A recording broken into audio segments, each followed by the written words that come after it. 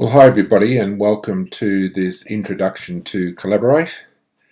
I hope you find this recording informative and just a quick little tour around Collaborate and some of its features. First of all, you will receive an email something like this from your trainer and assessor who will sign you up for your own account. So where it says Introduction to Collaborate, that will have your name.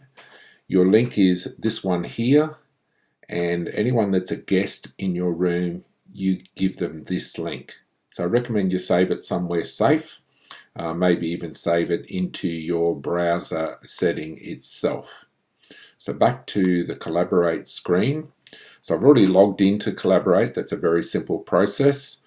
I'll go to the top left corner here. Very important, this button here, Start Recording.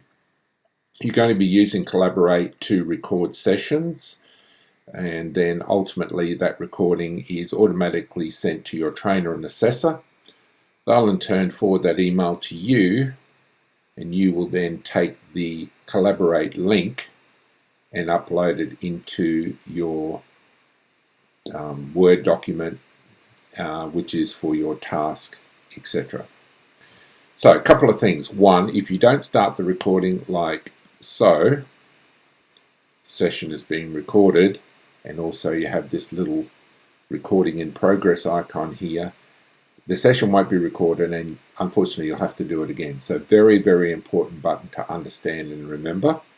Secondly, your session will be this link here, the big long one, which you can do Control C and then copy and paste Control V into your Word document. If you simply send something like this link, unfortunately that won't work, and that could mean problems with your assessment. So again, important to copy what we call the whole URL, unique record locator, this whole web address here from your session. So that's one little important thing to remember. I'll just stop this recording for now, which is by clicking the stop recording button, and you'll also get a prompt here. Also on this screen, this is where you leave, right down the bottom there. There's one other area where you can leave, and that's from this status icon situation. You just click there, leave session. Also, if you're away, like you're in a midterm tutorial, which you'll be invited to, and we encourage participation, if you need to duck away for a couple of minutes, just mark yourself as away. It's just courtesy. And obviously when you come back, mark yourself as back again. This little icon here is for your audio. If it's in this position,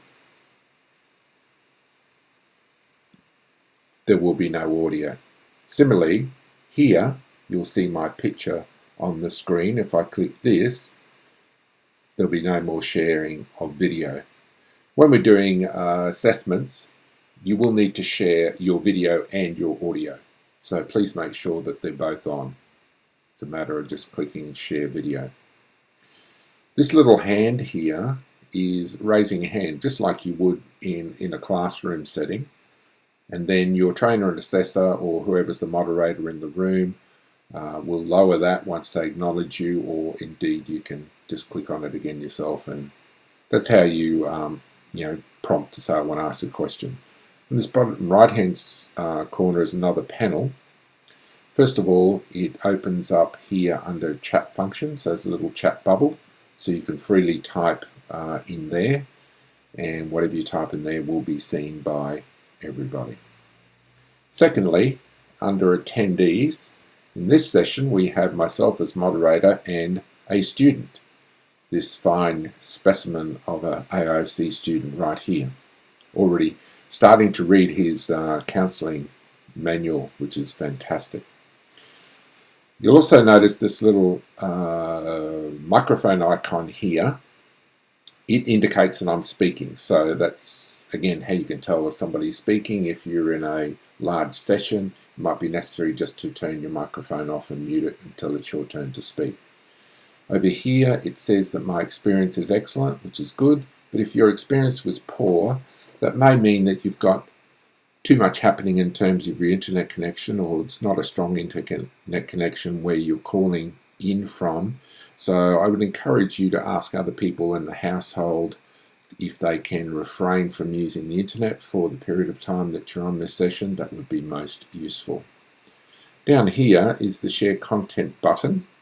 So we can do a number of different things with this. First of all, we can do a whiteboard.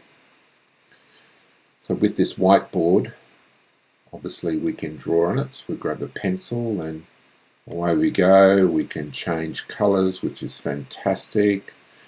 Or we can choose to erase by clicking there.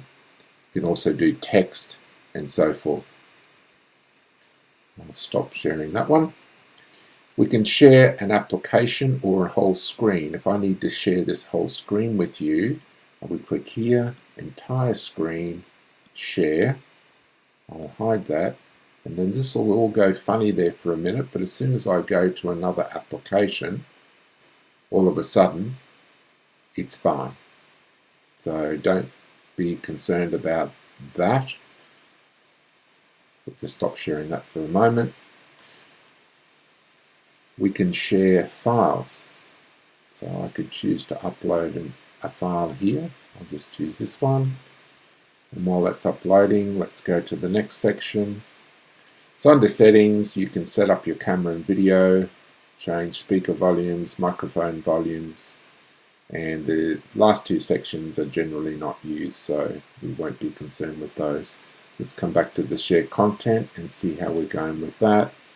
It's still going. Obviously there we go. It's just loading it now. I'll click on share now. I'll select that slide, and that then becomes shared in the main screen. This little view control panel here, click on that. We can make it larger, we can make it smaller, we can select best fit for the screen, or we can do the actual size. This is just affecting your screen, it's not affecting anybody else. So again, when you're on teaching calls with your trainer or a trainer and assessor or midterm tutorials, you can change the size of the presentation slides here, and that won't affect anybody else. And then click here again to stop sharing. And we're back to our main screen again. So I believe that's all in terms of a brief run through. Again, if you have trouble with this particular application, I would encourage a few things. One, go over this presentation maybe a second or third time. Two, just take a little bit of time, get yourself familiar with it, maybe have a little bit of practice with somebody in your family, or if you're still struggling, then by all means contact your trainer and assessor for assistance. So I hope that's been useful, and all the very best for you and your studies with AISC. Bye for now.